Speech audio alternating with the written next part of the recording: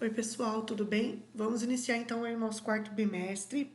Nós já iniciamos, na verdade, com uma atividade, né, que eu pedi para vocês pesquisarem aí os índios, né, porque nós vamos começar a falar agora. Então, eu pedi para vocês pesquisarem aí quais são as tribos, né, mais conhecidas, né, aqui do Brasil. Então, nós temos aqui, né, algumas informações que passei para vocês. Então, índios do meu Brasil, povos indígenas no Brasil, de acordo com o censo do IBGE de 2010, existem 305 grupos étnicos do Brasil. Dentre eles, há dois troncos principais. Então, o macro G, que inclui os grupos Bororó, Guató, G, Carajá, Krenak, Machacali, o Faié, o Rikbak-Taça e o Iatê. O Tupi, onde estão os Ariquém, Aueti, Juruná, Maué, Mondé, Munduruku, Puroborá, Ramaramá, Tupari e Tupi-Guarani. Então, dentro desses dois troncos, e vamos entender então o que é, né, esse tronco, né, que eles falam dentro desse grupo dos grupos étnicos. Então, o tronco ele significa troncos linguísticos, troncos e famílias linguísticas, ok? Então, algumas línguas indígenas são mais semelhantes entre si do que outras, ok? Mostrando que elas têm uma origem em comum, tá? Apesar de elas terem sofrido mudanças aí ao longo do tempo. Lembrando que os índios foram lá, foram os nossos primeiros habitantes, na verdade, tá? Especialistas em línguas, os linguistas, né, que nós chamamos de os linguistas, eles estudam as semelhanças e as diferenças entre essas línguas, tá? E organizam essas línguas em troncos, tá? Que são e famílias linguísticas, ok? O tronco linguístico, né, que é o que a gente chama, ele é um conjunto de língua, tá? Um conjunto de línguas que tem a mesma origem. Então, as línguas faladas por esses povos, elas vêm da mesma origem, tá? Uma língua mais antiga que não é mais falada, ok? Como essa língua de origem, né? Como essa língua de origem deles existiu há milhares de anos, as semelhanças entre essas línguas variam, né?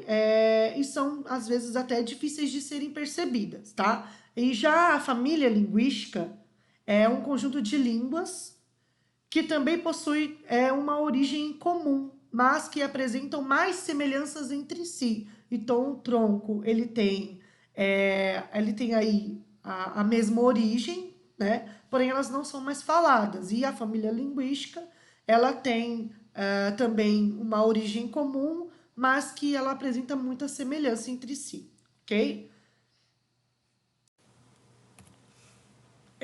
No Brasil, gente, para vocês poderem entender, tá? Que então, para vocês poderem entender tudo que eu falei, é, tanto o tronco, né?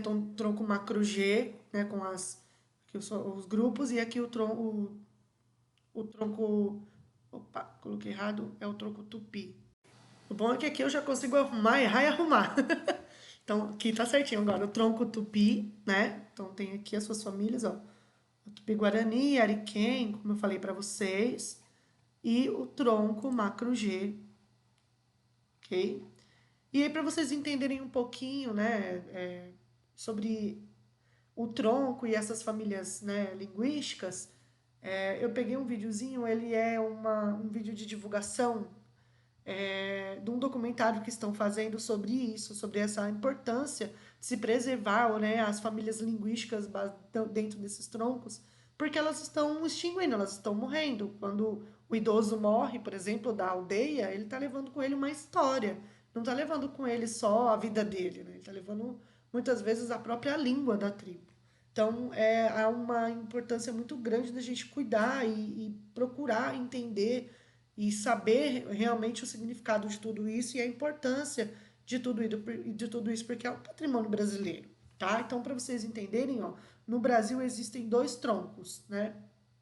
Que foi o que eu coloquei para vocês, com 9 famílias. O Tupi, 10 famílias, tá? O Macro G com 9 e o Tupi com 10 famílias. Há também 20 famílias que, por quase não apresentarem semelhanças, não podem ser agrupadas em troncos linguísticos. Então, além dessas, ainda tem 20 famílias que não são agrupadas em nem no macro-G, nem no tupi, ok?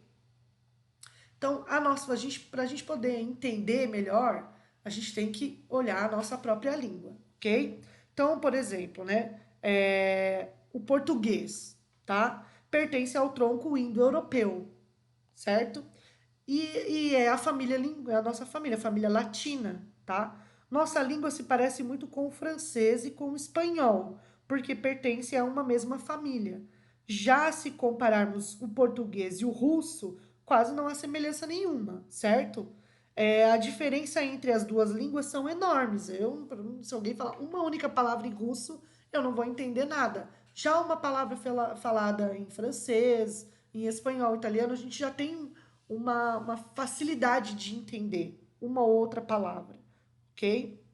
Isso acontece porque, apesar de serem de um mesmo tronco, pertence a famílias linguísticas diferentes, ok? O português é da família latina e o russo é da família eslava. Então, é por isso que nós não temos semelhança na nossa língua com o russo, ok? A nossa semelhança maior é com a família latina. Então, o espanhol, o italiano, o francês, a gente tem um pouco da semelhança. Não que, nossa, super parecido. A mesma coisa acontece com essas tribos. Eles não conseguem encontrar todas as palavras semelhantes, mas elas são parecidas, ok?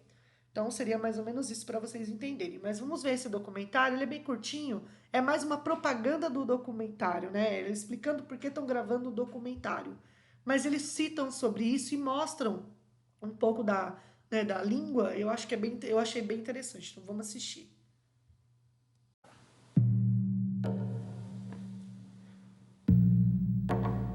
O atu, o atu miareré.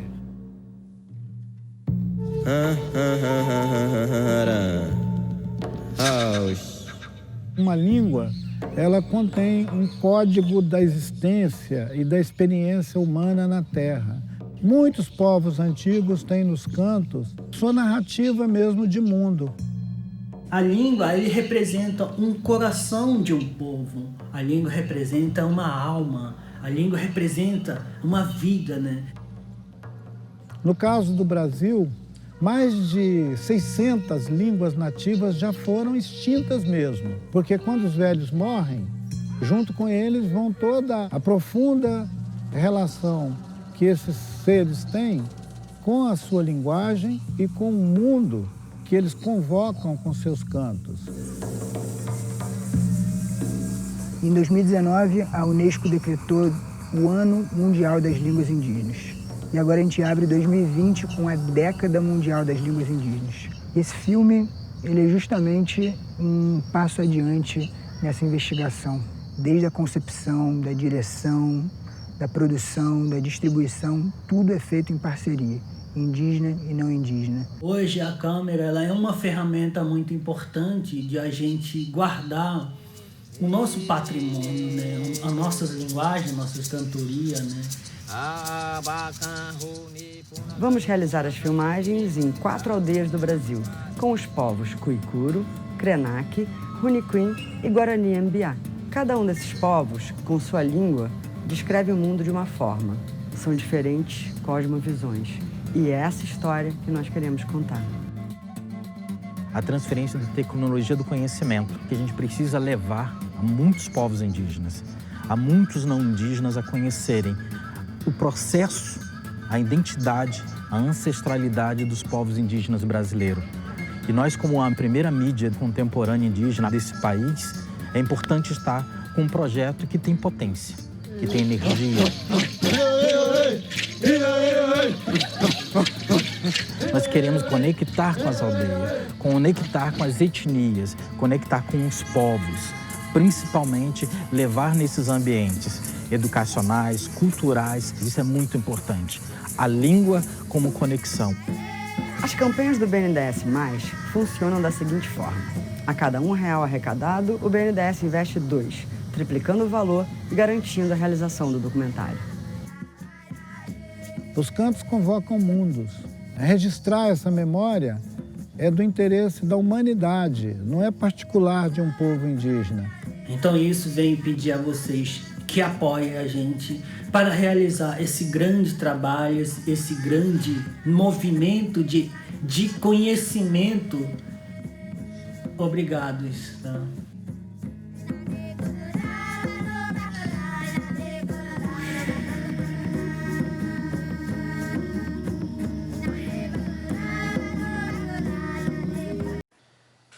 Eu coloquei para vocês esse vídeo porque duas coisas. Uma, para a gente entender a importância, né, dessas famílias, desse tronco, né, linguístico, e também para a gente entender que tem muita gente lutando aí para não perder, né, tudo isso, lutando pelos índios, lutando por esse patrimônio que é brasileiro, né? Então, quem se interessa, tem muita coisa, vocês são novos, são jovens, quem sabe não parta daí, né, uma vontade ou um interesse em buscar algo lá na frente que trabalhe com a cultura, que trabalhe com esses povos. Precisa tanto de uma visão jovem, de jovens que se interessem, né, em trabalhar em cima disso para não deixar morrer, não deixar que esse patrimônio brasileiro se perca. E muitos índios, infelizmente, muitas tribos estão se perdendo. Eram tantas, né? E vamos ver um pouquinho sobre essa quantidade, né, que eu falo para vocês. Deixa eu só passar aqui para a gente voltar. Então, vamos lá. Ó. Índios do Brasil. Então, desde 1500 até a década de 1970, a população indígena brasileira decresceu acentuadamente e muitos povos foram extintos. O desaparecimento dos povos indígenas passou a ser visto como uma contingência histórica, algo a ser lamentado, porém inevitável. No entanto, este quadro começou a dar sinais de mudança nas últimas décadas do século passado, a partir de 1991. O IBGE incluiu os indígenas no Censo Demográfico Nacional. O contingente de brasileiros que se considerava indígena cresceu 150% na década de 90. O ritmo de crescimento foi quase 6 vezes maior que o da população em geral. O percentual de indígena em relação à população total brasileira saltou de 0,2% em 1991 para 0,4% em 2000, totalizando 734 mil pessoas. Houve um aumento anual de 10,8% da população, a maior taxa de crescimento dentre todas as categorias, quando a média total de crescimento foi de 1,6%.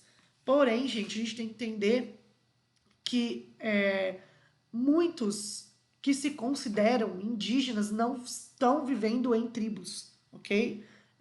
Estão vivendo em sociedade, nas cidades, e eles se autodenominam, se consideram dentro desse censo indígenas, ok? Então vamos entender essa história aí dos índios. Vamos começar lá pela chegada, tá? Então, a colonização portuguesa teve como principal característica, quando ela invade, né, ela chega no Brasil, a submissão e o extermínio de milhões de indígenas. Aliás, foram os europeus que chamaram de índio os povos nativos da região.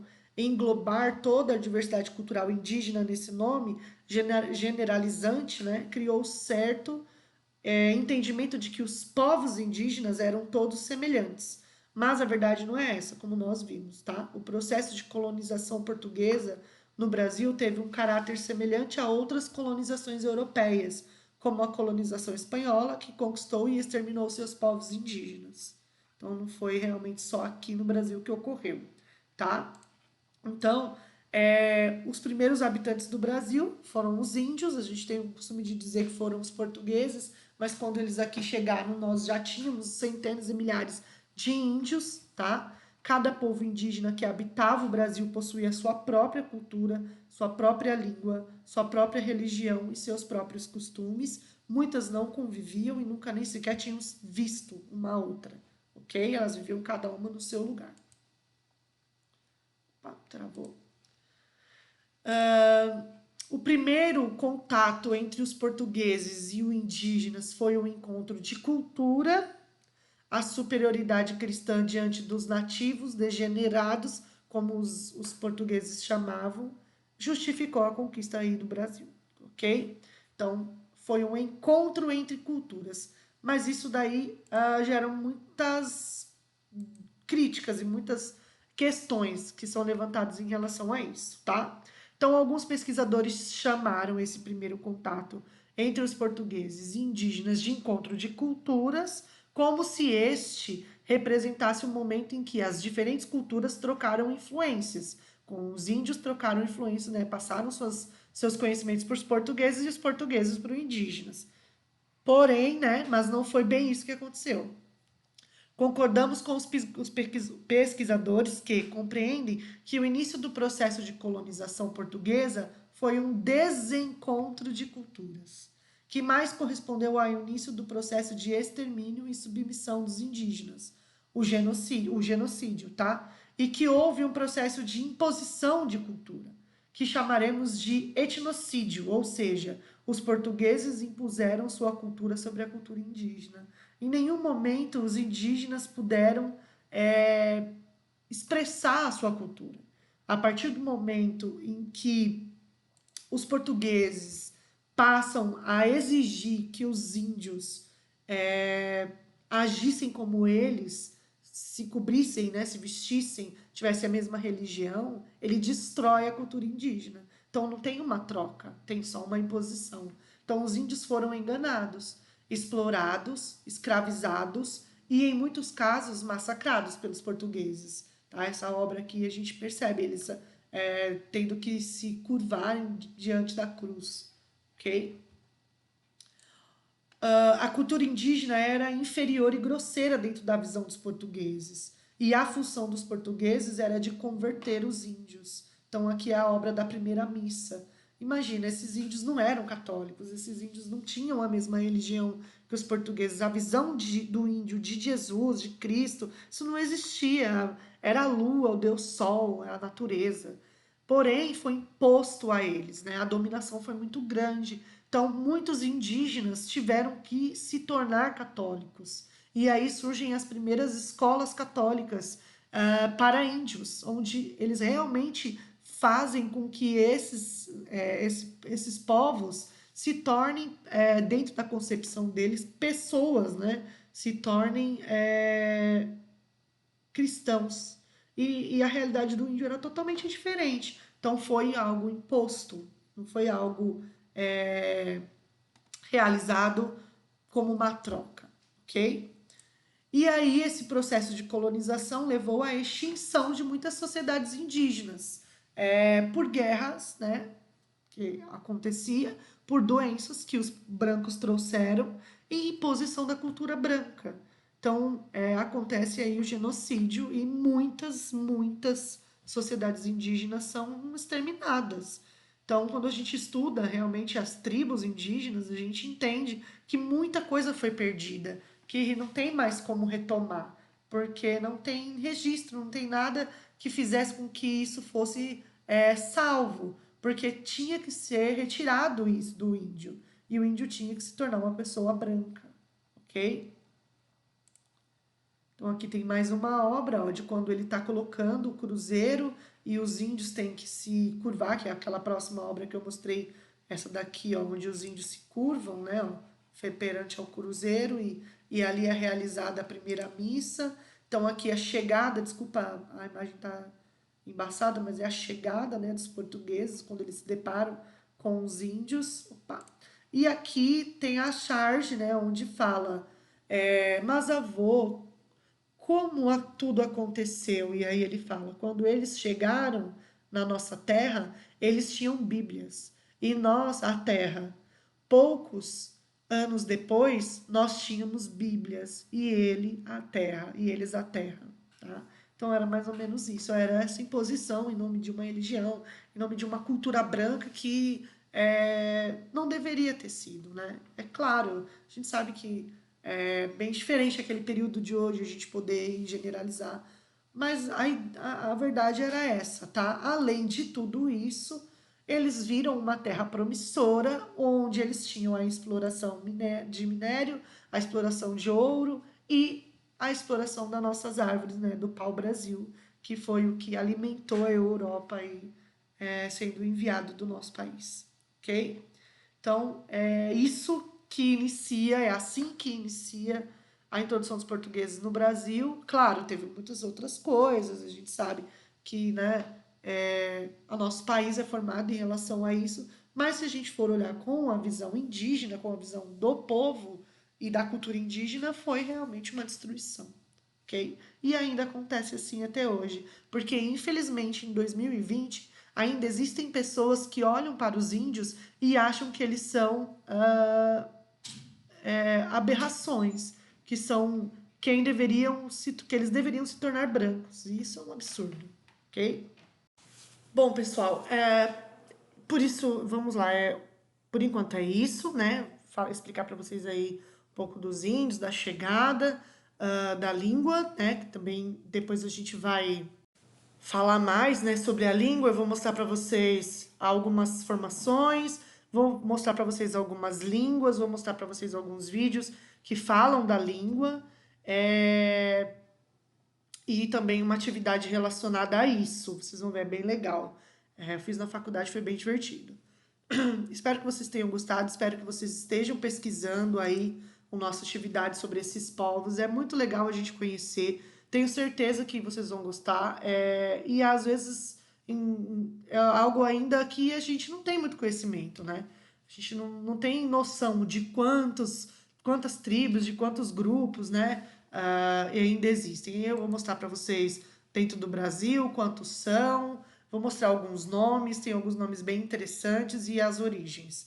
Eu estou mostrando para vocês os índios, falando sobre ele nesse início, porque a nossa apostila ela vai falar dessa influência indígena na música, ela vai falar dessa influência indígena em relação à arte, em relação à dança. E aí eu achei melhor a gente introduzir sobre índio, porque não é todo mundo que já ouviu falar, que já conheceu, ok? Então a gente se vê aí no próximo vídeo, na próxima aula. Um beijão e até lá!